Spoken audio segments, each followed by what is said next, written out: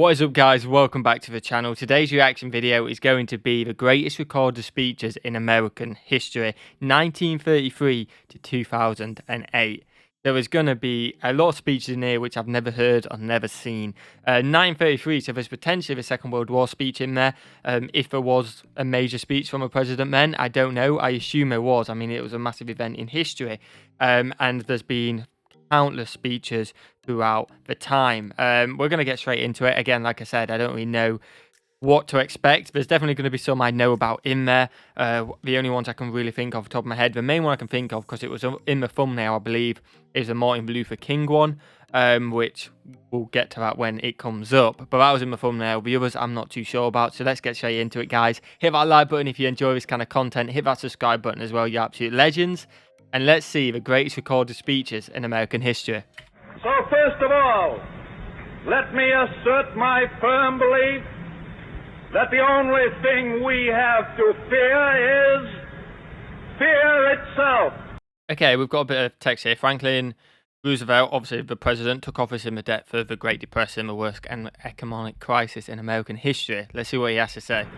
Nameless, unreasoning, unjustified terror, which paralyzes needed efforts to convert retreat into advance. Yesterday, December 7th, 1941. An hour of the speech, Congress formally declared war on Japan. Within an hour of the speech, Congress warned defended. This is pitting the US against Hitler's Germany and the rest of the Axis power. Oh my God. A date which will live in infamy. The United States of America was suddenly and deliberately attacked by naval and air forces of the Empire of Japan. A short time ago, an American airplane dropped one bomb on Hiroshima and destroyed its usefulness to the enemy. That bomb has more power than 20,000 tons of TNT. Wow, man. The Japanese began the war from the air at Pearl Harbor. Yeah. They have been repaid many-fold, and the end is not yet. With this bomb, we have now added a new and revolutionary increase in destruction to supplement the growing power of our armed forces. And let's be truthful, today it's incredibly massive, like the power of your armed forces, which is incredible, and it's fantastic to be an ally of yourself. Obviously, that was a sequence, which is actually quite mental, because I literally just did a Pearl Harbor reaction, which came out a few hours ago.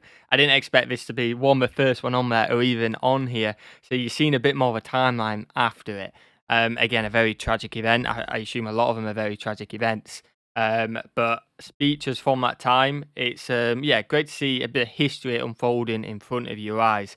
I won't stop to read out the text in front of all the bottom ones. If I've never heard it before, I'll read it, but if I've got the gist, I won't, okay?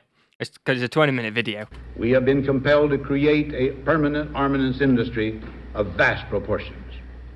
In the councils of government, we must guard against the acquisition of unwarranted influence, whether sought or unsought, by the military-industrial complex. The potential for the disastrous rise of misplaced power exists and will persist. We must never let the weight of this combination endanger our liberties or democratic processes. I do not believe that any of us would exchange places with any other people or any other generation. I did not know Kennedy was the youngest elected president. A bit of information I didn't know there. The energy, the faith, the devotion which we bring to this endeavor will light our country and all who serve it. And the glow from that fire can truly light the world. And so, my fellow Americans, ask not what your country can do for you, ask what you can do for your country. Oh, I love that, man. I love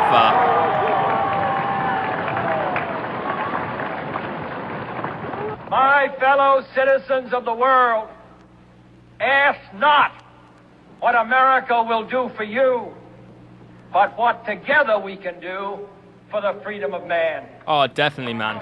Absolutely love that. And there are even a few who say delivered to the audience of 450,000, the speech was a notable Cold War moment underlining America's support for West Germany, 22 months after the Soviets put up the Berlin Wall. Wow. Okay, we've done a few reactions on the Cold War. If you want to go and check them out, they're on the channel. Just have a search. And we never saw this speech. I've never seen it, so let's go. that it's true that communism is an evil system, but it permits us to make economic progress. Lass sie nach Berlin kommen. Let them come to Berlin. Look at that, man. Wow. Wow.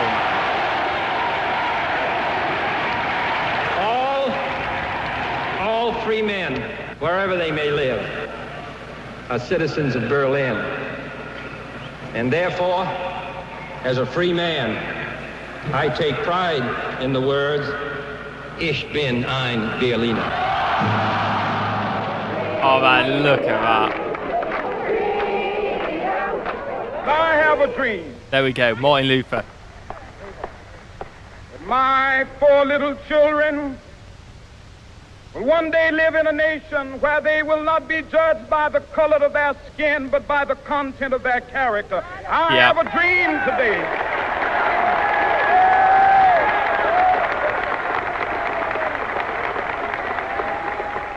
Let freedom ring, and when this happens, when we allow freedom to ring, when we let it ring from every village and every hamlet, from every state and every city, we will be able to speed up that day when all of God's children, black men and white men, Jews and Gentiles, Protestants and Catholics, will be able to join hands and sing in the words of the old Negro spiritual, free at last, free at last, thank God Almighty, we are free at last. Man, again, Martin Luther King, so inspirational, man. I never realised it was an audience of 200,000, man. It just adds to the sheer occasion of the person he was and obviously the speech. Wow, man, absolute legend. There is no constitutional issue here. The command... Days after protesters, sorry, I'm not too sure about this one, organised by the Rev. Dr. Luther King, were brutally attacked in Selma. President Johnson urged a full Congress to guarantee African Americans a right to vote. Oh, wow. Again, a knock-on effect to that. You don't want the protesters, you don't want the brutally attacked. And this is, again, I don't know the full details on it, but it seems to be a massive statement to, guarantee the African Americans, accepting them. Absolutely awesome. The command of the Constitution is plain. There is no moral issue. It is wrong, deadly wrong, to deny any of your fellow Americans the right to vote in this country. Yeah. To know war is to know that there is still madness in this world. There are poor to be lifted up, and there are cities to be built, and there's a world to be helped. Yet, we do what we must. I am hopeful, and I will try with best I can with everything I've got to end this battle and to return our sons to their desires. Yet, as long as others will challenge America's security and test the dearness of our beliefs with fire and steel, then we must stand or see the promise of 2 centuries crumble. Again, what we were saying at the bottom, we're about to get back onto Martin Luther King. But what we saw at the bottom, just saying that it costed him re-election by putting, I think it was 400,000 troops on the ground in Vietnam. Again, I don't know too much about the situation which is happening right now in Afghanistan. But it seems very similar. It's a hard decision whether to pull your troops or keep them there. Obviously, the Taliban have taken over. I don't want to get into it too much, but it just shows how things can escalate and how either way can be a tough decision. A lot of people think one way's right, a lot of people think one way's wrong, and I don't think you can actually get it right with everyone. It's impossible. So yeah, it's a hard one. Again, I don't know all the facts, so let me know in the comments what you guys think on it. But let's carry on. I mean, there's been some incredible moment speeches in here already, and we're only 6 minutes in. And this is probably such a long video because I've waffled so much, man. To America is be true to what you said on paper. But somewhere I read Oh my of the God. freedom of assembly. Assassinated the next evening. Of the freedom of speech. Somewhere I read of the freedom of press. Somewhere I read that the greatness of America is the right to protest far right. And so just as I say we aren't going to let any dogs or water hoses turn us around, we aren't going to let any injunction turn us around. Well, I don't know what will happen now. We've got some difficult days ahead. But it really doesn't matter with me now, because I've been to the mountaintop. I don't mind. Like anybody, I would like to live a long life. Longevity has its place. But I'm not concerned about that now. I just want to do God's will. And He's allowed me to go up to the mountain. And I've looked over and I've seen the promised land. I may not get there with you, but I want you to know tonight that we as a people will get to the promised land.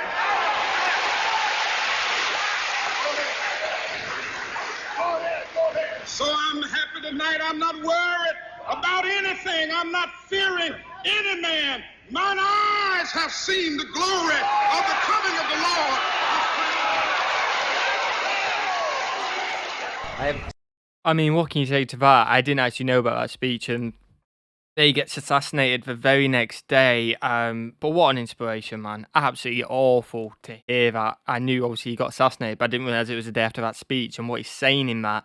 Oh my God, what an inspiration to so many people, and fair play to him. Such a shame it went that way, man. Oh. Some very sad news for all of you, and I think sad news for all of our fellow citizens and people who love peace all over the world.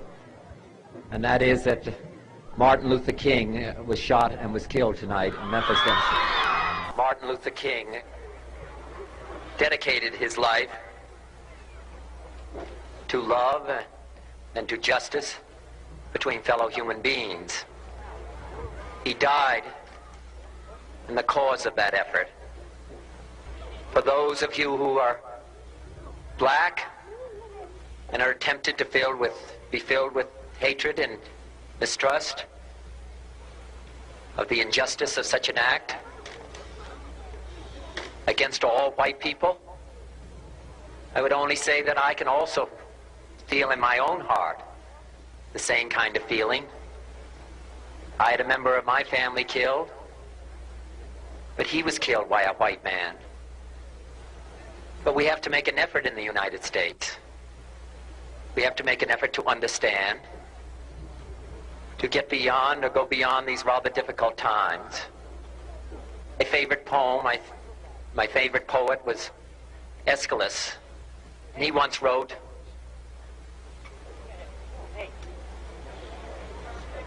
"Even in our sleep, pain which cannot forget falls drop by drop upon the heart, until in our own despair, against our will, comes wisdom through the awful grace of God." What we need in the United States is not division. What we need in the United States is not hatred. What we need in the United States is not violence and lawlessness, but is love and wisdom and compassion toward one another, feeling of justice toward those who still suffer within our country, whether they be white or whether they be black. Definitely, man. I mean, why can't everyone just get along? I know it's just a simple question, and I know it's impossible, but the world was just such a better place if everyone could just get along, man. Put any differences aside, just be happy. Everyone's human. Just be happy with each other and get along. That's my take on it. I know it'll never happen, but why can't we? Maybe one day we can. Fingers crossed and hope. Throughout the long and difficult period of Watergate, I have felt it was my caught up in Watergate scandal. Nixon becomes the first president in history ever to resign from the office. I don't know what Watergate is. Please let me know in the comments, guys. duty to persevere, to make every possible effort to complete the term of office to which you elected me.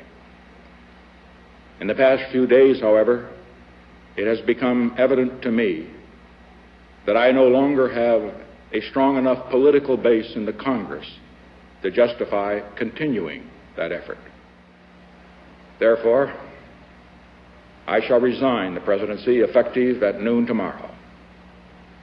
Vice President Ford will be sworn in as president at that hour in this office.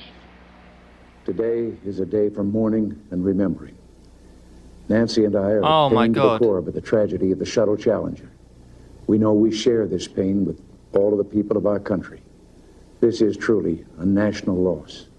We've never had a tragedy like this. And perhaps we've forgotten the courage it took for the crew of the shuttle.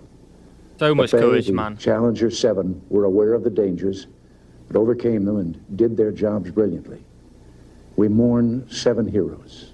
And I want to say something to the school children of America who were watching the live coverage of the shuttle's takeoff. I know it's hard to understand, but sometimes painful things like this happen. It's all part of the process of exploration and discovery. It's all part of taking a chance and expanding man's horizons. The future doesn't belong to the faint-hearted. It belongs to the brave. The Challenger crew was pulling us into the future, and we'll continue to follow them. There is one sign the Soviets can make that would be unmistakable. Reagan challenges the Soviet leader Mikhail Gorbachev to destroy the Berlin Wall, dividing East Germany and the USSR from West, and the wall would indeed fall 29 months later, so pretty significant. That would advance dramatically the cause of freedom and peace. General Secretary Gorbachev, if you seek peace, if you seek prosperity for the Soviet Union and Eastern Europe, if you seek liberalization, come here to this gate. Mr. Gorbachev, open this gate. Mr. Gorbachev, tear down this wall. Just 2 hours ago, Allied Air Forces began an attack on military targets in Iraq and Kuwait. These attacks continue as I speak. Ground forces are not engaged. This conflict started August 2nd when the dictator of Iraq invaded a small and helpless neighbor. Kuwait, a member of the Arab League and a member of the United Nations, was crushed. Its people brutalized. 5 months ago, Saddam Hussein started this cruel war against Kuwait. Tonight, the battle has been joined. Mr. Speaker, Mr. Vice President, members of Congress. President Clinton's last State of the Union was a celebration of America's historical strong economy and relatively peaceful world his administration had helped to shape. Okay, this is meant to be a bit more upbeat and a celebration, which is pretty cool. We've had quite a lot of war, emotional ones, which is a huge part of history. We've got a little bit of celebration now. Honored guests, my fellow Americans, we are fortunate to be alive. Definitely. At this moment in history. Everyone is, man. Never before has our nation enjoyed at once so much prosperity and social progress with so little internal crisis and so few external threats. Never before have we had such a blessed opportunity and therefore such a profound obligation to build the more perfect union of our founders' dreams. We began the new century with over 20 million new jobs the fastest economic growth in more than 30 years, the lowest unemployment rates in 30 years, the lowest poverty rates in 20 years, the lowest African American and Hispanic unemployment rates on record, the first back-to-back surpluses in 42 years, and next month, America will achieve the longest period of economic growth in our entire history. On my way up now. Fair play. Good evening. Just moments ago, I spoke with George W. Bush and congratulated him on becoming the 43rd President of the United States. And I promised him that I wouldn't call him back this time. Now the U.S. Supreme Court has spoken. Let there be no doubt, while I strongly disagree with the court's decision, I accept it. I accept the finality of this outcome, which will be ratified next Monday in the Electoral College. And tonight, for the sake of our unity as a people and the strength of our democracy, I offer my concession. For the workers who... Wow, that was a tight... Just reading the bottom there, I didn't read it out. That was very, very tight. And oh my God, this is going to be a very emotional one. I hope for you guys are okay watching this one. The 9/11. Oh my God. For the families who mourn, this nation stands with the good people of New York City and New Jersey and Connecticut as we mourn the loss of thousands of our citizens. I can hear you. Oh my God, man. I can hear you. The rest of the world hears you. And the people who knock these buildings down will hear all of us soon.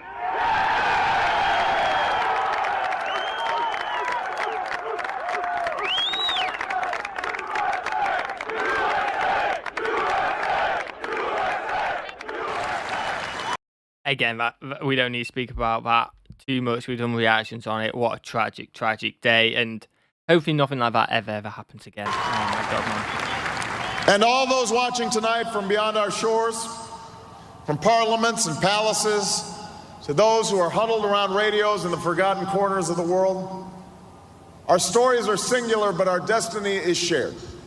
And a new dawn of American leadership is at hand.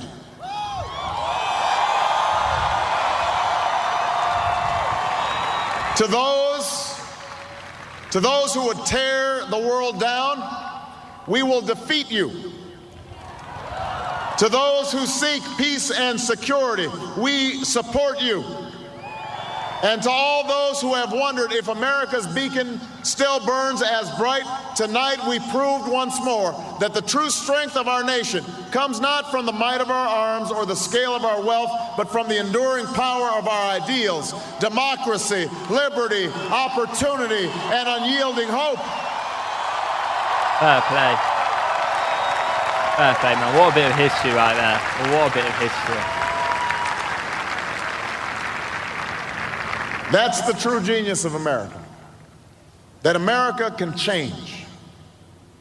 Our union can be perfected. And what we've already achieved gives us hope for what we can and must achieve tomorrow. This election had many firsts and many stories that will be told for generations, but one that's on my mind tonight is about a woman who cast her ballot in Atlanta. She is a lot like the millions of others who stood in line to make their voice heard in this election, except every vote counts. For one thing. Ann Nixon Cooper is 106 years old. Oh, wow, man. Fair play. She was born just a generation past slavery, a time when there were no cars on the road or planes in the sky, when someone like her couldn't vote for two reasons: because she was a woman and because of the color of her skin. Awful, man.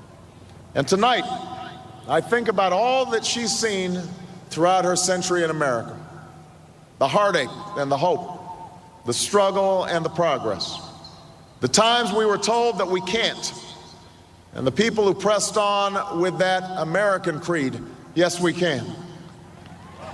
At a time when women's voices were silenced and their hopes dismissed, she lived to see them stand up and speak out and reach for the ballot: yes, we can. When there was despair in the Dust Bowl and depression across the land, she saw a nation conquer fear itself with a new deal, new jobs, a new sense of common purpose, Yes, we can. When the bombs fell on our harbor and tyranny threatened the world, she was there to witness a generation rise to greatness and a democracy was saved. Yes, we can. She was there for the buses in Montgomery, the hoses in Birmingham, a bridge in Selma, and a preacher from Atlanta who told the people that we shall overcome. Yes, we can. A man touched down on the moon. A wall came down in Berlin. A world was connected by our own science and imagination. And this year, in this election, she touched her finger to a screen and cast her vote. Because after 106 years in America, through the best of times and the darkest of hours, she knows how America can change. Yeah. Yes, we can. America, we have come so far. We have seen so much, but there's so much more to do. So tonight, let us ask ourselves, if our children should live to see the next century, if my daughters should be so lucky to live as long as Ann Nixon Cooper, what change will they see? What progress will we have made? This is our chance to answer that call. This is our moment. This is our time to put our people back to work and open doors of opportunity for our kids, to restore prosperity and promote the cause of peace, to reclaim the American dream and reaffirm that fundamental truth that out of many we are one, that while we breathe, we hope, and where we are met with cynicism and doubt and those who tell us that we can't, we will respond with that timeless creed that sums up the spirit of a people. Yes, we can. Thank you. God bless you. And may God bless the United States of America. Wow, what an ending. And like a lot of what he said there just can be applied to the entire world. We got so much progress to make. Britain does, the UK does, America does, Canada will. I'm just trying to name China will. Everywhere in the world will have so much progress. What needs to be made, we don't know how it's going to be made yet, but we're going to get there, which is absolutely awesome. But, I mean, is it not mental to think that 106 years, when you put into that perspective, doesn't seem too long? It's a lifetime, a very long lifetime, but it's a lifetime. And then you list all the things, what's happened in that. When you think about them, just we went to the moon, it seems a long, long time ago, way before my time. And you kind of think, oh, that was miles in the past. But when you actually put it into perspective, that in 2008, someone 106 had been through all this, it's like, oh my God. It's not that long. Obviously, a lot of people won't witness all that happening, but it just changes so quick and we make a lot of progress, and I think the whole world's getting there, which is absolutely awesome. I hope you guys have enjoyed this video. This is probably so long because I've talked so much in this, but I really enjoyed it. Something a little bit different for the channel, and some very inspirational, some very emotional, and a few celebration speeches in there as well. I hope you guys have enjoyed it. If you have, hit that like button, hit that subscribe button as well, you absolute legends, and I will see you guys in the next one. Peace.